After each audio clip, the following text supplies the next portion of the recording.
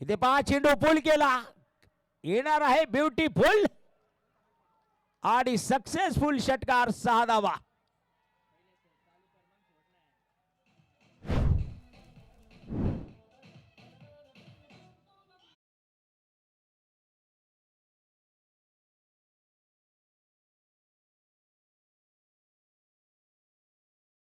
या षटकाराच्या माध्यमातून धावसंख्या आता वेगात पोहोचते 24 या धावांवर. अक्षय जराड मैदानात आल्या आपण पाहिलेला आहे शॉर्ट पिच चेंडू होता. दी फाईन लेग मध्ये जो चेंडू खेळला गेला. आजकाल टेनिस क्रिकेट जर आपण पाहिलं इतकं वेगात झालेला आहे, फलंदाज कधी कोणता फटका मारेल हे सांगता येत नाही. यावेळेस 5 सुरेख फटका खेळलेला आहे, चलाकीने फटका खेळलेला आहे. पाहूया साईश खेमणार वेगात चेंडूवर पोहोचला गेला आणि ते पहा काय झालं, मिसफिल्डिंग झाली. चेंडू मात्र सीमारेषा पार गेला, आला मात्र चौकार. 17 मिनिटं बाकी आहेत 3 षटकासाठी, परंतु धावसंख्या 30 बनलेली आहे. दोन्ही संघाच्या बाजूने आपण जर पाहिलं, मला वाटतं 3-3 षटकानंतर 30 धावसंख्या होती. ते पहा आपण tenniscricket.in यूट्यूब चॅनलवर पाहू शकता कशा प्रकारे साईश खेमनर चेंडू अडवत होता. फक्त चलाकी केली होती अक्षयने. पाहिलं तर थोडा गॅप आहे तो भेदण्याचा प्रयत्न केला गेला. साईश पोचला होता चेंडूवर, एका हाताने चेंडू अडवण्याच्या प्रयत्नात चेंडू अगदी सीमारेषा पार गेला. 30 धावसंख्या आहे. येणारा पहिला बॉल उडवला गेला, अगदी सीमारेषा पार, षटकार 6 धावा.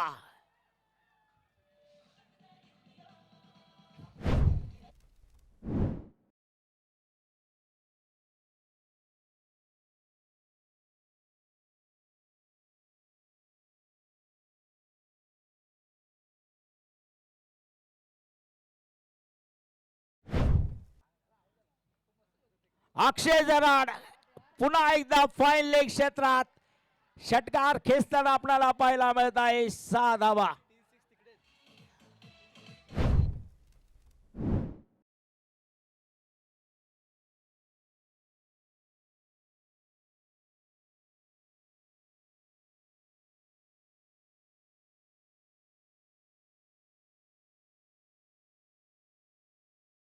तिन्ही षटकार अक्षय जराडने फाईन लेग क्षेत्रातच खेचलेले आहेत.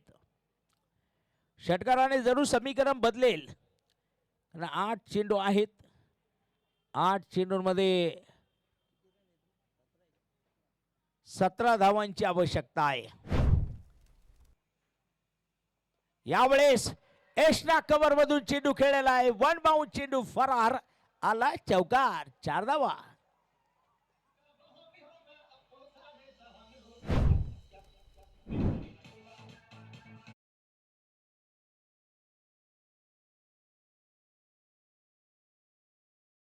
च्या माध्यमातून अर्धशतक राजे उमाजी नाईक प्रतिष्ठान, तुषारभाऊ शिंदे युवा मंच बेलाळे या संघाचं पहिला बॉल आणि फाईन लेग क्षेत्रात तब्बल 4था षटकार अक्षय जरडचा आपण पाहत आहोत. 6 धावा येत आहेत.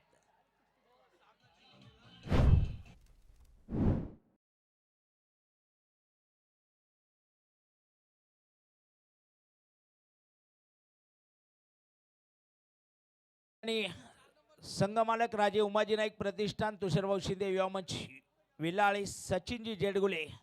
अक्षय जराडने जर सामना जिंकून दिला तर 500 रुपयाचं पारितोषिक आहे. पुढचा बॉल कव्हर पॉइंट मध्ये सीमारेषा पार जाताना आपल्याला पाहायला मिळेल. 4 धावा येतील.